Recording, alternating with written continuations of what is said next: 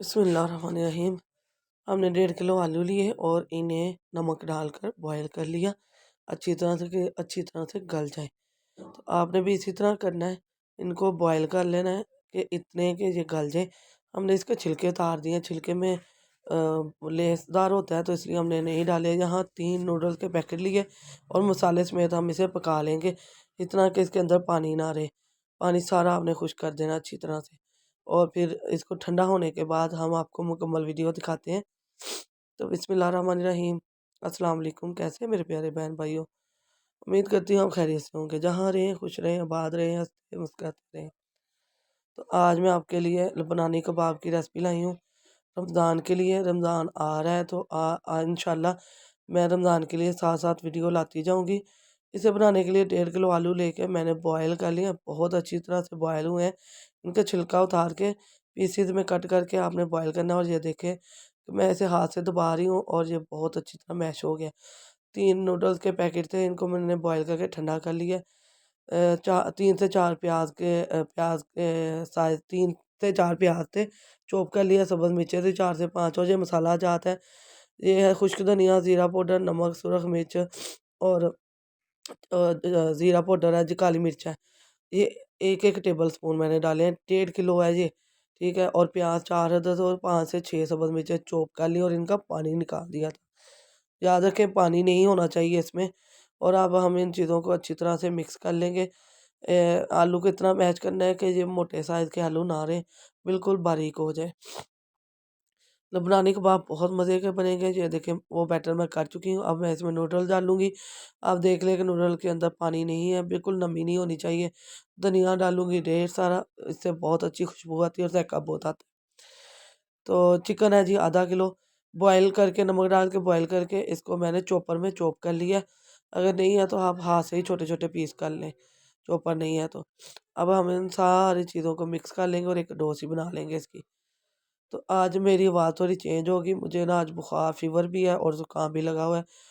तो दुआ में याद रखिएगा, आपकी दुआओं की बहुत ज़रूरत है। तो इंशाल्लाह जो रमज़ान के लिए बना रहे हैं, आप रमज़ान की पहले ही तैयारी कर लें इंशाल्लाह। अल्हम्दुलिल्लाह मुकम्मल रोज़े रखेंगे। आपके साथ तावन भी, आप मेरे साथ तावन करें, मैं आपके साथ करूँगी इंशाल्लाह। तो डो देख लें जी, डो हमारी नरम नहीं है, इसके बाद हमें कुछ भी डालने की ज़रूरत नहीं है इसके अंदर। तो अब मैं कबाब शेप बना के आपको दिखाती हूँ। अगर आपने बड़े बनाने हैं तो बड़े बना लें, मैं छोटे साइज़ के दरमियाने साइज़ के बनाऊँगी, ज़्यादा छोटे भी नहीं होंगे, ज़्यादा बड़े भी नहीं होंगे। तो रमज़ान की आमद है इंशाल्लाह, मुकम्मल तौर पर वीडियो आएँगी आपके लिए। और यहाँ मैंने माशाल्लाह कबाब तैयार कर लिया, आप देख सकते हैं कि कहीं से ये टूट नहीं रहे, कहीं क्रैक नहीं आया इसको।